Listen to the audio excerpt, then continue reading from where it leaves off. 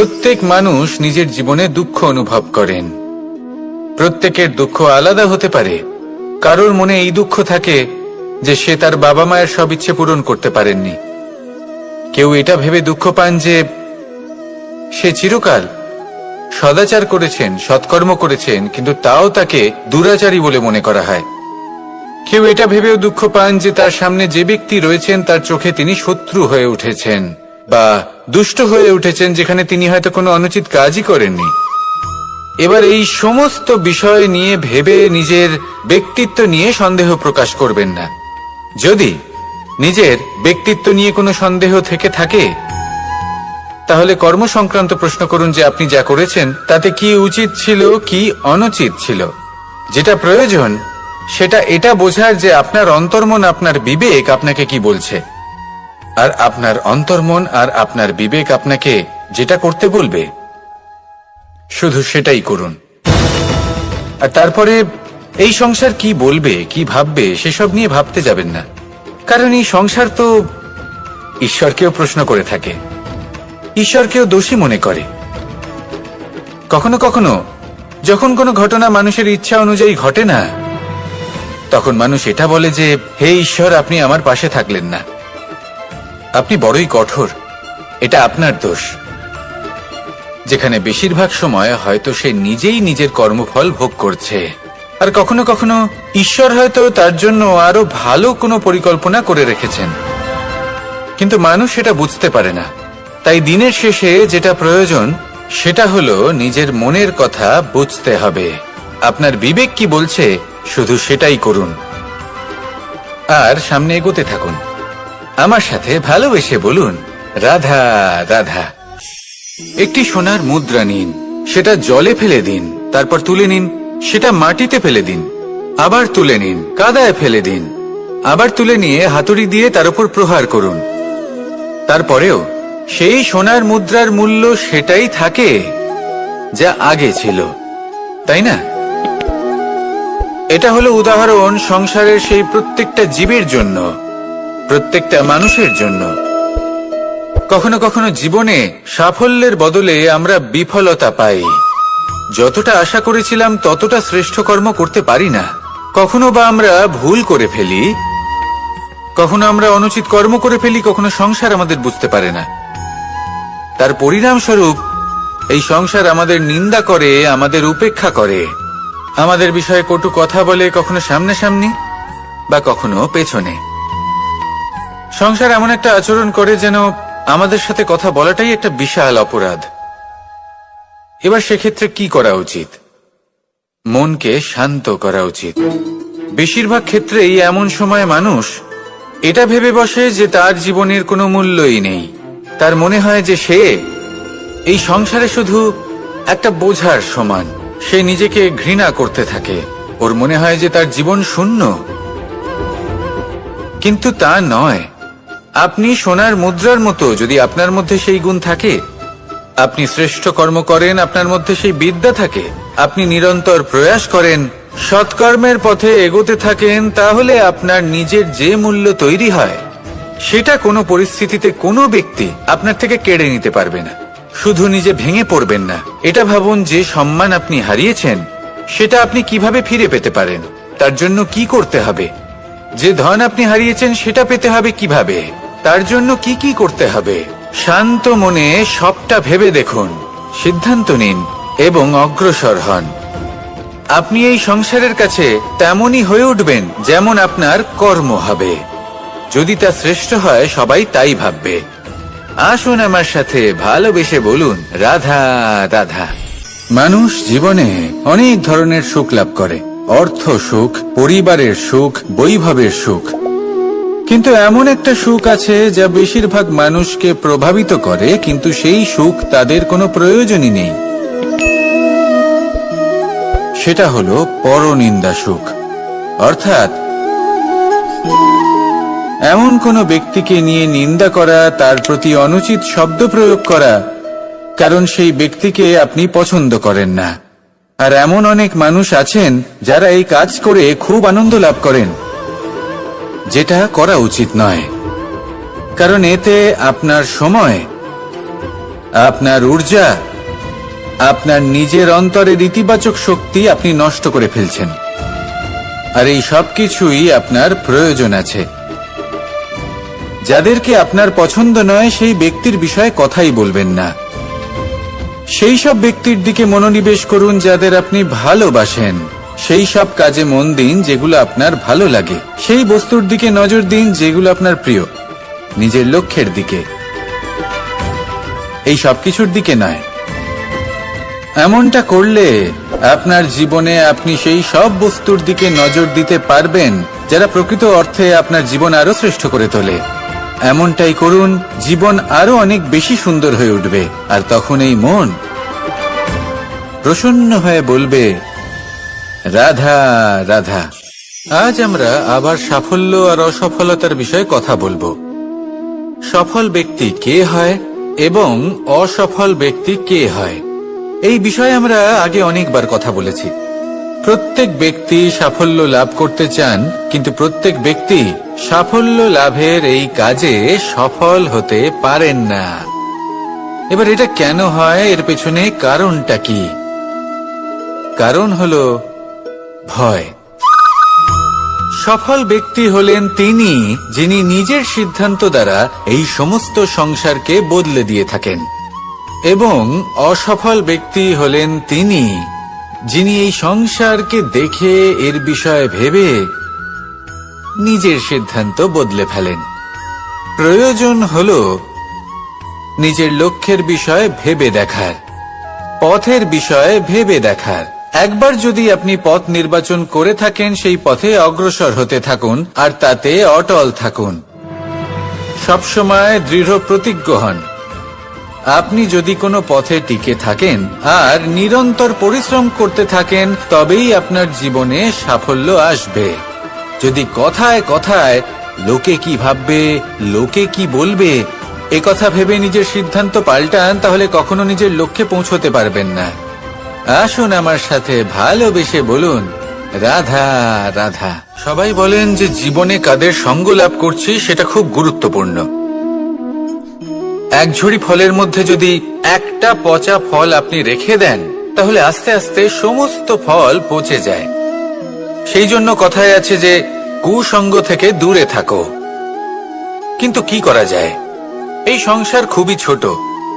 যেখানে আমরা কাজ করি, যেখানে আমরা থাকি, যে পথে আমরা আসা যাওয়া করে থাকি, যে পথে আমরা ভ্রমণ করি, সেখানে এমন অনেক সংখ্যক ব্যক্তি থাকেন যাকে দেখে আমরা মনে করি যে এদের থেকে দূরে থাকতে হবে। তখন আমরা কি করতে পারি? তাদের কি আমরা পরিত্যাগ করব? তাহলে এই সংসারে এমন অনেক মানুষ আছেন, তাহলে কি সংসারই পরিত্যাগ করব? না, সেই ফলের মতন হবেন না যারা একটি পচা ফলের উপস্থিতির জন্য নিজেরাও নষ্ট হয়ে যান। বরং হয়ে উঠুন চন্দন বৃক্ষের মতন, যেটা আসলে সাপেদের বাসস্থান, যেখানে অনেক সংখ্যক অত্যন্ত ভয়ানক বিষধর সাপ থাকে। তারপরেও এই চন্দন, সে কিন্তু নিজের শ্রেষ্ঠত্ব হারায় না। এর মূল্য কিন্তু সেই একই থাকে। মনে রাখবেন, এই সংসারে নিজের সঙ্গ বদলানোর পূর্বে নিজেকে বদলান। নিজেকে কিছুটা এমন ভাবে গড়ে তুলুন যে কেউ আসুক না কেন, সে যেন আপনাকে বিভ্রান্ত বা দূষিত না করতে পারে। আসুন আমার সাথে ভালোবেসে বলুন, রাধা রাধা। মানুষের 6টি বড় শত্রু রয়েছে, আর এরা অন্য কোথাও নয়, বরং মানুষের অন্তরেই বাস করে। এই 6টি শত্রু হল কাম, ক্রোধ, মোহ, লোভ, ঈর্ষা আর অহংকার। কিন্তু এরা কি চিরকাল আপনার শত্রু হিসেবেই থেকে যায়? এদেরকে নিজের বন্ধু করে তোলা কি সম্ভব নয়? ভেবে দেখুন না। এবার যদি কথা বলি কাম নিয়ে, অর্থাৎ কামনা করা, তাহলে মানুষ যদি জীবনে কামনা করতে থাকে তাহলে সন্তোষের অনুভূতি লাভ করতে পারে না। কিন্তু এই কামনাই মানুষের বন্ধু হয়ে উঠতে পারে। কিভাবে? ধরুন, যদি মানুষ ভাবে আমি আরো অনেক বেশি শ্রেষ্ঠ ব্যক্তি হয়ে উঠতে চাই, আর তার জন্য কর্ম করে, পরিশ্রম করে, তাহলে ভবিষ্যতে গিয়ে শ্রেষ্ঠ ব্যক্তি হয়ে উঠতে পারে। কামনার কারণে, অর্থাৎ এই কামনাই ওর বন্ধু হয়ে ওঠে। কিন্তু ধরুন কোনো মানুষ যদি চায় সে শ্রেষ্ঠ ব্যক্তি হয়ে উঠবে, কিন্তু তার জন্য না কোনো কর্ম করছেন আর না কোনো পরিশ্রম করছেন, আর অধর্মের পথে চলতে শুরু করে দেন, তাহলে এই কামনাই তার শত্রু হয়ে উঠতে পারে। এবার যদি এই কামনাকে নিজের বন্ধু করে তুলতে হয়, তাহলে নিজের নির্বাচনে বিচক্ষণ হতে হবে, নিজের মস্তিষ্কের উপর নিয়ন্ত্রণ রাখতে শিখতে হবে। সেটাই করুন আর আমার সাথে ভালোবেসে বলুন, রাধা রাধা। আজ আমরা মানুষের আরো একটি শত্রুর বিষয়ে কথা বলবো, যার নাম হলো লোভ। যে কোনো বস্তুকে অত্যাধিক লাভ করার যে বাসনা, যতটা লাভ করেছি ততটা যথেষ্ট নয়, আমার আরো চাই, আরো চাই, একেই বলে লোভ। এবার এই লোভ আপনার জীবনে শুভ না অশুভ, আপনার মিত্র নাকি আপনার শত্রু, সেটাও নির্ভর করছে আপনার ওপর। যেমন ধরুন কোনো ব্যক্তির অসম্ভব ধনের লোভ, সে সেটা অর্জন করছে আর সেটা সংগ্রহ করছে, আর সেটা লাভ করার জন্য সে অনৈতিক কাজ করছে। যদি এই সব হতে থাকে, তাহলে লোভ কিন্তু আপনার পক্ষে অত্যন্ত ক্ষতিকারক। কিন্তু যদি সেই ব্যক্তি ধরুন ধন অর্জন করছেন, তার সাথে নীতিও পালন করছেন, আর সংগ্রহ করার পরে সেটা সংসারে ছড়িয়ে দিচ্ছেন, যদি এমনটা হয়, তাহলে এই লোভ আপনার বন্ধু হয়ে উঠতে পারে। যদি আপনার সৎসঙ্গ লাভ করার, সৎকর্ম করার লোভ থাকে, তাহলে আপনি কখনো একা থাকবেন না। যদি ভালোবাসা প্রদান করার লোভ থাকে, এই সংসারকে সাহায্য করার লোভ থাকে, তাহলে এই লোভ যা সংসারের শত্রু, সেটা কিন্তু আপনার সাথে পরমাত্মার মিলন ঘটাতে পারে। এবার এই লোভকে নিজের মিত্র করে তুলবেন নাকি শত্রু করে তুলবেন, সেই সিদ্ধান্ত আপনারই। আসুন আমার সাথে ভালোবেসে বলুন, রাধা রাধা। কখনো এই প্রকৃতির দিকে তাকিয়ে থাকবেন। এই প্রকৃতি অনেক ধরনের শিক্ষা দেয়। কোন একটা গাছকে দেখুন, কিভাবে সে মাটি থেকে জল শুষে নেয়। সে ঝড় হোক বা হোক কড়া রোদ, সব সহ্য করে এবং অবশেষে সে ফল ধারণ করে। আর সেই ফল উৎপন্ন করার পরে সে ফল কিন্তু সে নিজে গ্রহণ করে না, এই সংসারকে প্রদান করে, যাতে পশু পাখি মানুষ তারা এই ফল গ্রহণ করে শক্তিশালী হয়ে উঠতে পারে, সুস্থ থাকতে পারে।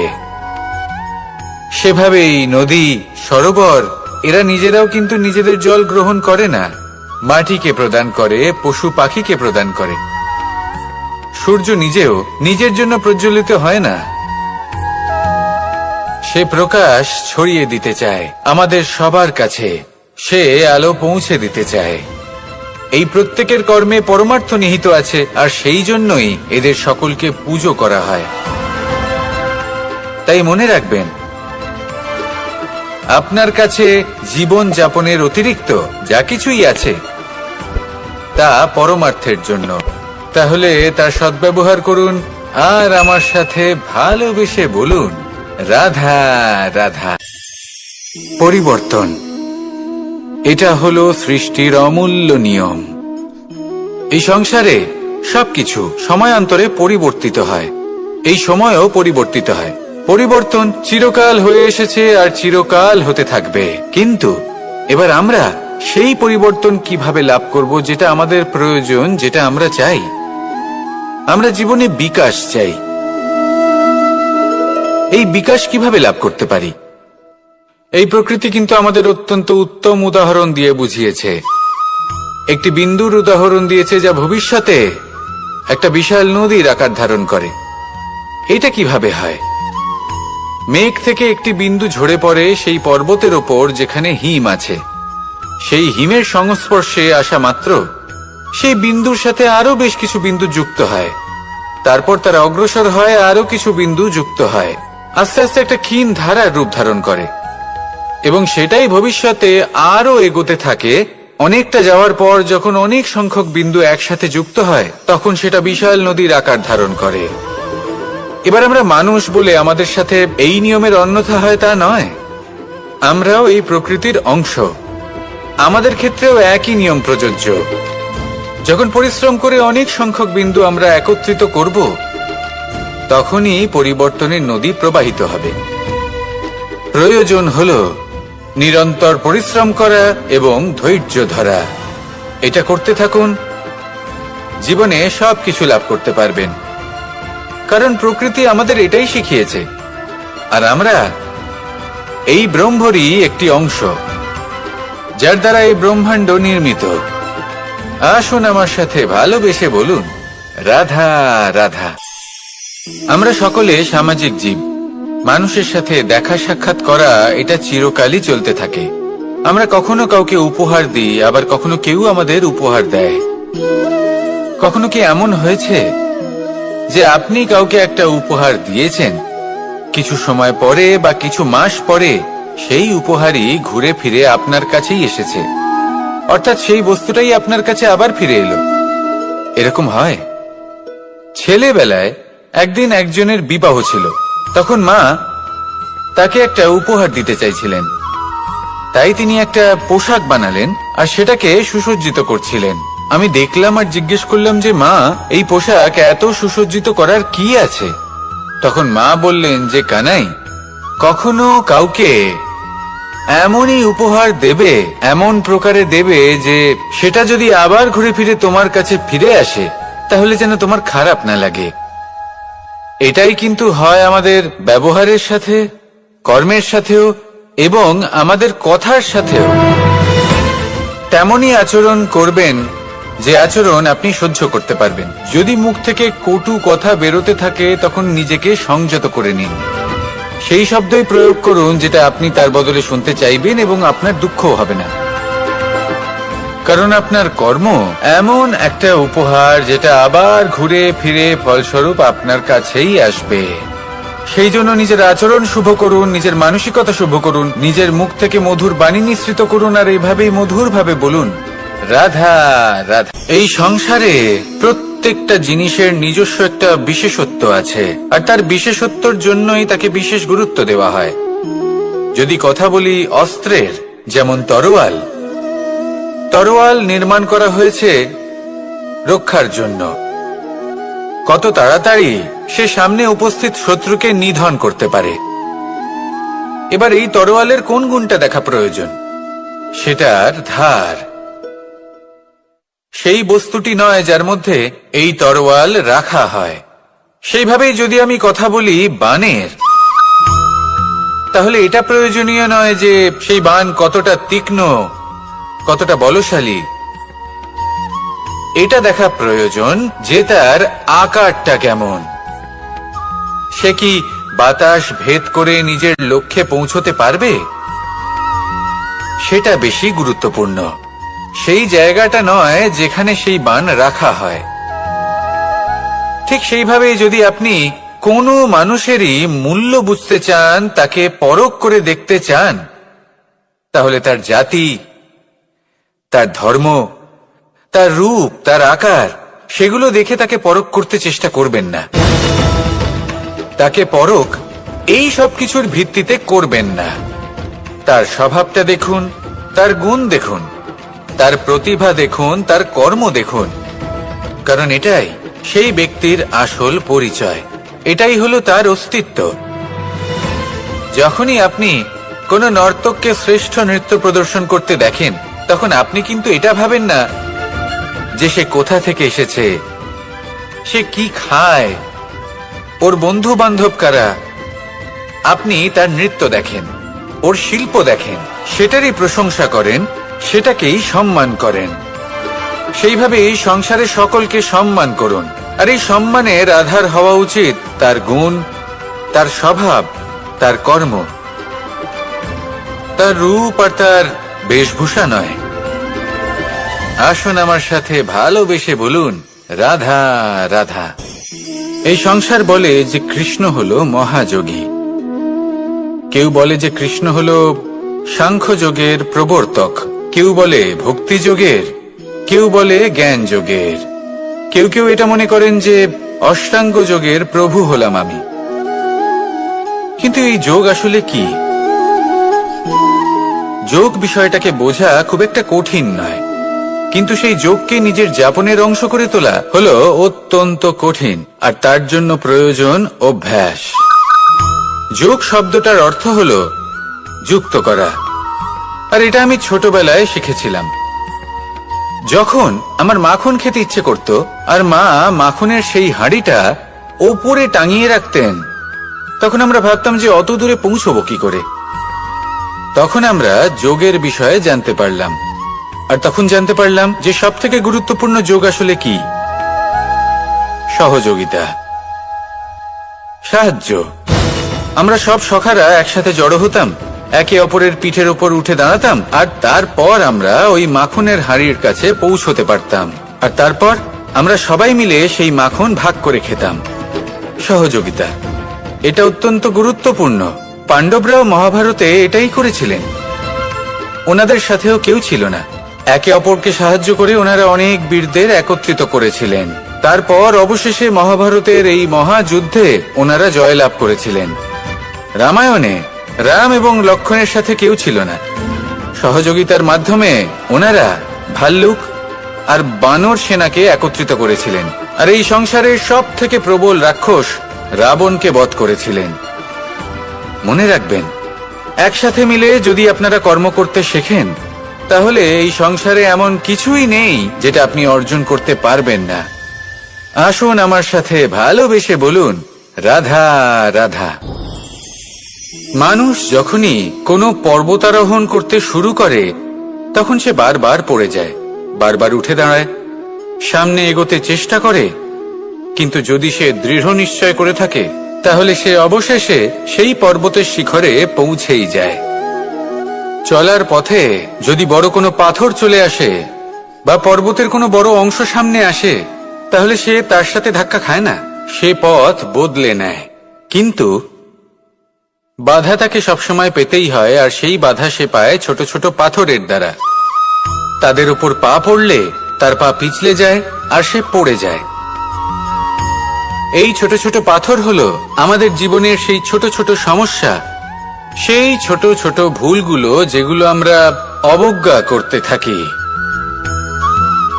আমরা ভাবি এর দ্বারা কি বা ক্ষতি হবে, কিন্তু সেগুলোই অনেক সময় আমাদের অসফলতার কারণ হয়ে দাঁড়ায়। যত তাড়াতাড়ি সম্ভব এই ছোট ছোট পাথরগুলিকে জীবন থেকে তুলে ফেলে দিন। ভুল হওয়াটা স্বাভাবিক, কিন্তু তার মানে এই নয় যে বারবার সেই ভুলের পুনরাবৃত্তি ঘটবে। ভুলটা বুঝুন, সেটা স্বীকার করুন, আর সেটা শুধরে নিন। যখন আপনি এটা করতে শিখবেন, তখনই খুব তাড়াতাড়ি আপনি সেই শিখরে পৌঁছতে পারবেন। আর যখন পৌঁছে যাবেন, তখন এই মন প্রসন্ন হয়ে বলবে, রাধা রাধা। সূর্য এই সংসারকে আলো প্রদান করে। সূর্যের মনে যদি নিজের তেজের জন্য অহংকার জন্ম নেয়, তখন তার অহংকার ভঙ্গ করে মেঘ। সূর্যের আলো পূর্ণরূপে ঢেকে দেয়। মেঘের মনে যদি নিজের গতি নিয়ে অহংবোধ জন্ম নেয়, তাহলে মেঘের অহংকার ভঙ্গ করে পর্বত। মেঘের গতি অবরুদ্ধ করে দেয়। এবার যদি পর্বত নিজের নিশ্চলতা নিয়ে অহংকার করে, তাহলে সেই অহংবোধ ভঙ্গ করে একটি মূষক। সেই বিশাল পর্বতে একটি ছিদ্র করে দেয়। এবার যদি মূষকের নিজের মনে অহংবোধ জন্ম নেয়, তাহলে জল তার অভিমান ভঙ্গ করে, সেই ছিদ্র দিয়ে প্রবেশ করে। আর যদি জলের মনে অহংবোধ জন্ম নেয়, তখন মানুষ বাঁধ নির্মাণ করে তার গতিপথ রুদ্ধ করে, জলের অহংকার ভঙ্গ করে। আর যদি মানুষের মনে অহংকার জন্ম নেয়, তখন সূর্য নিজের তাপ দ্বারা মানুষের অহংকার ভঙ্গ করে। এই সংসারে অহংকার প্রদর্শন করার কোনো প্রয়োজন নেই। আমাদের সবার মধ্যেই কিছু বিশেষ গুণ আছে, আর সবার মধ্যে কোনো না কোনো দোষও আছে। এই প্রকৃতি আমাদের কি শিক্ষা দেয়? কেউ একে অপরের সাথে লড়াই করে না, একে অপরের জন্য বাধা সৃষ্টি করে না, শুধু নিজের কর্ম করে।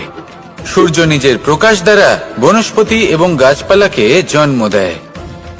মেঘ বর্ষা সৃষ্টি করে লুপ্ত হয়ে যায়, আবার নির্মিত হয়। পর্বতের সেই নিশ্চলতা, সেই বর্ষাকে একটা দিশা প্রদান করে আর তারপরে তা ধারা হয়ে প্রবাহিত হয়ে যায়। এইসব কি? এইসব একটা সম্পর্ক, একটা চক্রের মতো।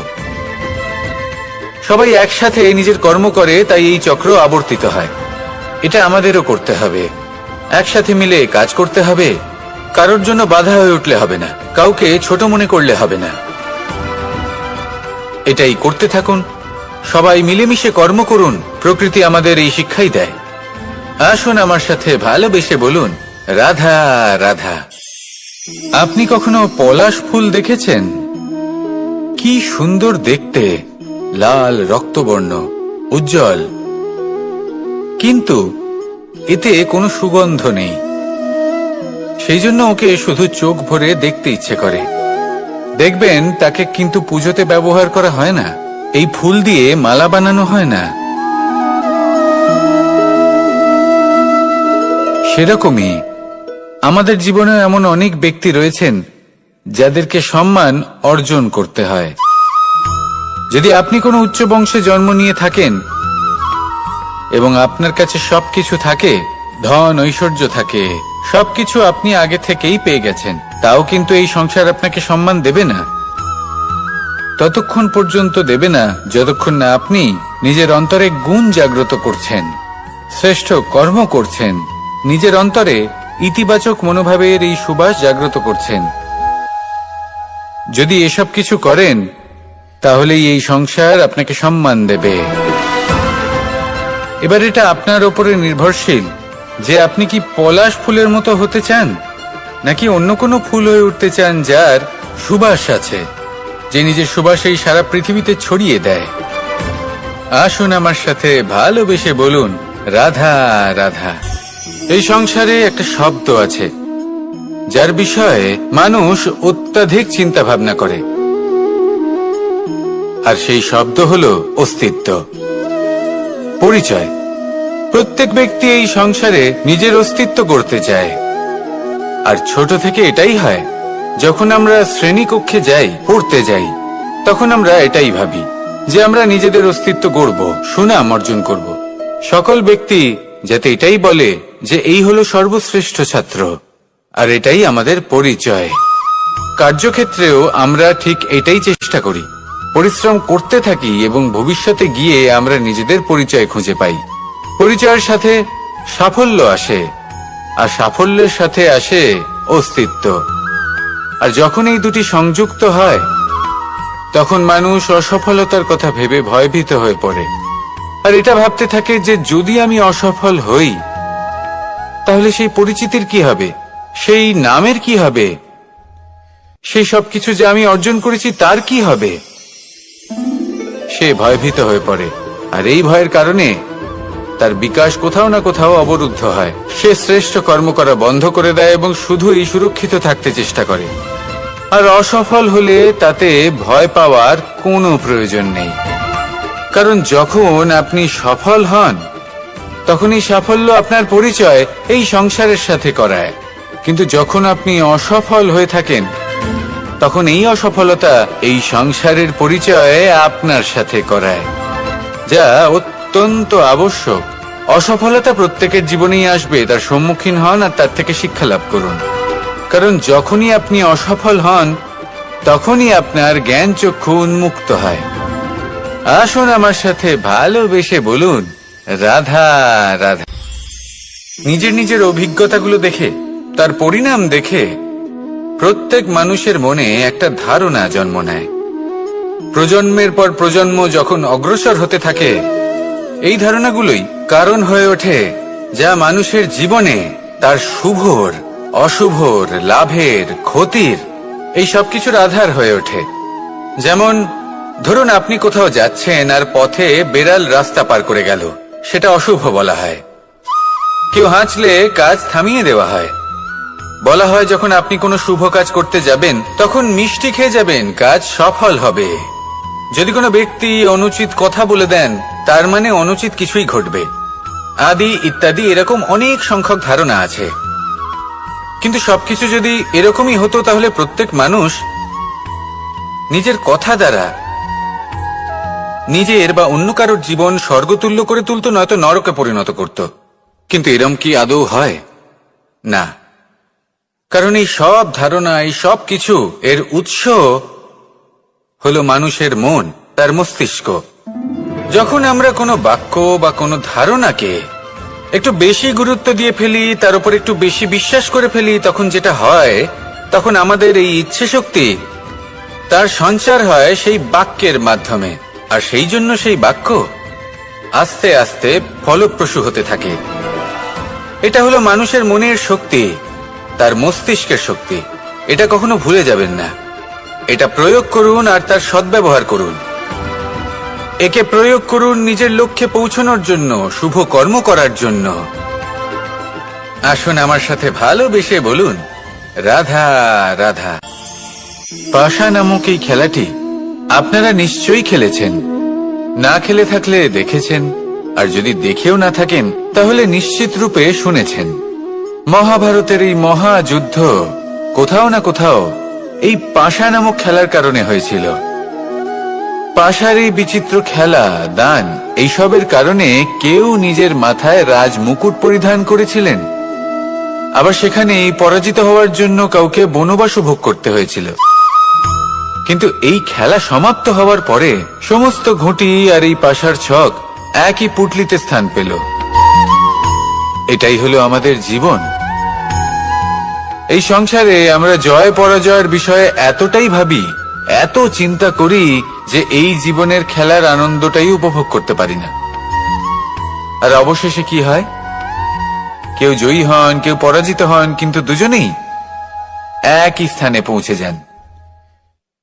প্রত্যেক ব্যক্তি মৃত্যুর পরে একটি নির্দিষ্ট স্থানেই পৌঁছতে বাধ্য। কিন্তু ততক্ষণ এই জীবন, এই খেলা, তার আনন্দ উপভোগ করুন। এই সংসারে সেই ব্যক্তি শ্রেষ্ঠ স্থানে পৌঁছতে পেরেছেন যিনি এই সংসারকে প্রকাশ প্রদান করেছেন, যিনি কখনো জয় পরাজয় এ বিষয়ে ভাবেননি, শুধু এই জীবনের খেলার আনন্দ উপভোগ করেছেন। এটাই আপনিও করুন আর আমার সাথে ভালোবেসে বলুন, রাধা রাধা। রামায়ণের একটা অত্যন্ত শ্রেষ্ঠ কাহিনী আছে যেটা খুব অমূল্য শিক্ষা দান করে। দশানন যখন ধরাশায়ী হলেন এবং মৃত্যুশয্যায় শুয়েছিলেন, ওনার শেষ নিঃশ্বাস ত্যাগের সময় শ্রীরাম লক্ষ্মণকে বললেন যে, হে লক্ষ্মণ, রাবণের কাছে যাও, ওখানে যাও, ওনার থেকে কিছু জ্ঞান অর্জন করে এসো। উনি হলেন মহাজ্ঞানী, আর ওনার থেকে জ্ঞান অর্জনের এটাই শ্রেষ্ঠ সুযোগ। লক্ষ্মণ প্রথমে মানতে চাইলেন না, কিন্তু শ্রীরাম বোঝানোর পরে লক্ষ্মণ ওনার কাছে গেলেন, রাবণের মাথার কাছে গেলেন আর বললেন, দাদা বলেছেন আপনার থেকে জ্ঞান অর্জন করতে। রাবণ কিছুই বললেন না। লক্ষ্মণ বললেন, আপনি তো দেখছি খুব অহংকারী, মৃত্যুশয্যায় শুয়ে আছেন, শেষ নিঃশ্বাস ত্যাগ করতে চলেছেন, আর তাও এত অহংকার। রাবণ বললেন, নিজের দাদা রামকে ডাকো। শ্রীরাম এলেন, রাবণের পায়ের কাছে এসে দাঁড়ালেন। উনি নিজের হাত জোড় করলেন আর বললেন, হে মহাপণ্ডিত রাবণ, আপনি হলেন মহাজ্ঞানী, দয়া করে আমাদের কিছু জ্ঞান প্রদান করুন। রাবণ বিনম্র চিত্তে ওনার কথা শুনলেন, খুব বিনম্র চিত্তে ক্ষমা প্রার্থনাও করলেন, আর এই সংসার একটি অত্যন্ত শ্রেষ্ঠ জ্ঞান লাভ করল। এর দ্বারা আমরা ঠিক কি শিক্ষা লাভ করি? রাম এবং লক্ষ্মণ দুজনেই ছিলেন তেজস্বী, দুজনেই ছিলেন শ্রেষ্ঠ, ছিলেন বীর, ছিলেন বলবান। কিন্তু শ্রীরামকে মর্যাদা পুরুষোত্তম বলা হয়ে থাকে, কারণ উনি বীর ছিলেন, সাহসী ছিলেন, তার সাথে একটি অত্যন্ত গুরুত্বপূর্ণ গুণ ছিল। সেই গুণ হলো বিনম্রতা। এটা খুবই শ্রেষ্ঠ একটা গুণ। যদি কেউ আপনাকে কটু কথা শোনায়, তাহলে উত্তরটা আপনি বিনম্রভাবেও দিতে পারেন। এই বিনম্রতা এমন এক আবেগ যেটা দেখে মনে হবে কোমল, কিন্তু এটা ততটাই প্রবল অস্ত্র। এমন একটা অস্ত্র যা সকলকে নিরস্ত্র করে দিতে পারে। যদি আপনি সাহসী হন এবং বিনম্র হন, তাহলে আপনি বিজয়ী হবেন। যদি আপনি জ্ঞানী হন এবং বিনম্র হন, তাহলে আপনি অবশ্যই মহাজ্ঞানী হয়ে উঠবেন। তাই নিজের মনে বিনম্রতা ধরে রাখুন আর ভালোবেসে বলুন, রাধা রাধা। কখনো আমরা কোনো হাটে যাই, কোনো বিশেষ বস্তু কেনার থাকে, ওখানে যাই, গিয়ে অন্য কারোর কথা শুনে অন্য কোনো বস্তু কিনে নিয়ে আসি, অদরকারি জিনিস কিনে ফেলি। তারপর ভাবি যে আমরা এরকম কেন করলাম, এটা আমরা ভুল করলাম, আমার এটা করা উচিত হয়নি, আদি ইত্যাদি। মানুষ যখন জীবনে এমনই সিদ্ধান্ত নিয়ে বসে, এমন নির্বাচন করে, তখন সেই সিদ্ধান্ত নিশ্চিত রূপে তার ভবিষ্যতের জন্য অত্যন্ত গুরুত্বপূর্ণ হয়। কিন্তু যদি আপনি কোনো অনুচিত চয়ন করে ফেলেন, তাহলে মন খারাপ করবেন না, সেই গ্লানিবোধ নিয়ে কষ্ট পাবেন না, সামনে অগ্রসর হতে থাকুন। কারণ এই অনুচিত নির্বাচন আপনাকে উচিতভাবে জীবনযাপনের পথ দেখাতে পারে। এবার যদি আমি আপনাকে বলি যে আপনি আগুনে হাত দিন, সেটা কি আপনি করবেন? করবেন না। কেন? কারণ জীবনে কোনো না কোনো দিন আপনি একটা ভুল নির্বাচন করে আগুনে হাত দিয়েছিলেন, তারপরে আপনি শিক্ষা পেয়েছিলেন যে আমি জীবনে আর কোনোদিন আগুনে আর কিছুতেই হাত দেব না। এই জীবনও ঠিক সেরকমই। জীবনের সেই সব অধ্যায়, সেই সব সময় যা ব্যর্থ হয়েছে, সেটা নিয়ে ভেবে সময় নষ্ট করবেন না। সেটা থেকে যে শিক্ষা পেয়েছেন সেটা মনে রাখুন, আর যে অধ্যায় বাকি রয়েছে, যে সময় বাকি রয়েছে, তাতে কিভাবে সফল হওয়া সম্ভব সেই বিষয়ে ভাবুন। আর আমার সাথে ভালোবেসে বলুন, রাধা রাধা।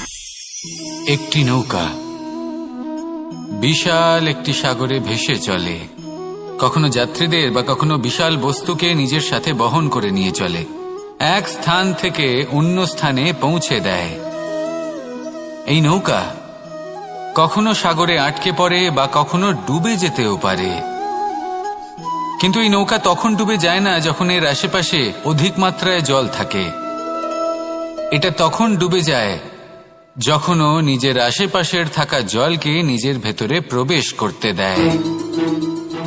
যখন আস্তে আস্তে এই জল প্রবেশ করতে থাকে, নৌকা ভারী হতে থাকে আর আস্তে আস্তে ডুবে যায়।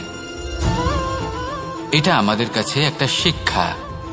হতেই পারে আমাদের এই সংসারে, আমাদের জীবনে আশেপাশে অনেক বেশি মাত্রায় নেতিবাচক শক্তি থাকবে, ঈর্ষা থাকবে, বিদ্বেষ, ঘৃণা বা ভয় থাকবে, কিন্তু মনের এই নৌকা শুধু তখনই ডুববে যখন আপনি এই নেতিবাচক শক্তিকে নিজের ভেতরে প্রবেশ করতে দেবেন। মনে রাখবেন, এই নেতিবাচক শক্তিকে কখনো নিজের মনে প্রবেশ করতে দেবেন না।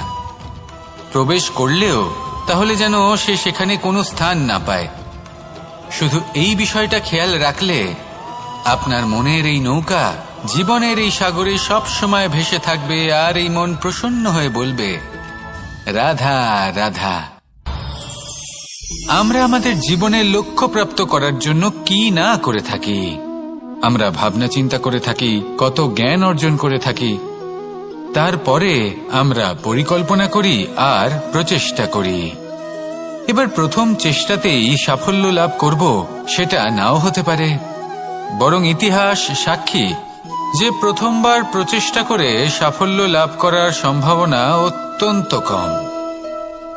আর যে কোনো সফল ব্যক্তিকে দেখুন, আপনি বুঝবেন সেই ব্যক্তি বারবার প্রচেষ্টা করে, চেষ্টা করা থামায় না, তবেই সেই ব্যক্তি একদিন সাফল্য লাভ করেন।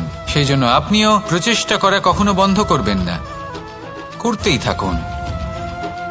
যখন আপনি প্রথমবার প্রচেষ্টা করেন তখন আপনি একা থাকেন, কিন্তু যখন আপনি দ্বিতীয়বার প্রচেষ্টা করেন তখন আপনার সাথে কিছু বিগত প্রচেষ্টার অভিজ্ঞতা থাকে। চেষ্টা করতে থাকুন, সাফল্য আপনার কাছে আসতেই চলেছে। আসুন আমার সাথে ভালোবেসে বলুন, রাধা রাধা। আপনারা সবাই একটা গাছের পাতাকে দেখুন, যতক্ষণ পর্যন্ত গাছের সাথে মানে গাছের ডালের সাথে জুড়ে থাকে সে সবুজ থাকে, বাতাসের সাথে সে নড়তে থাকে।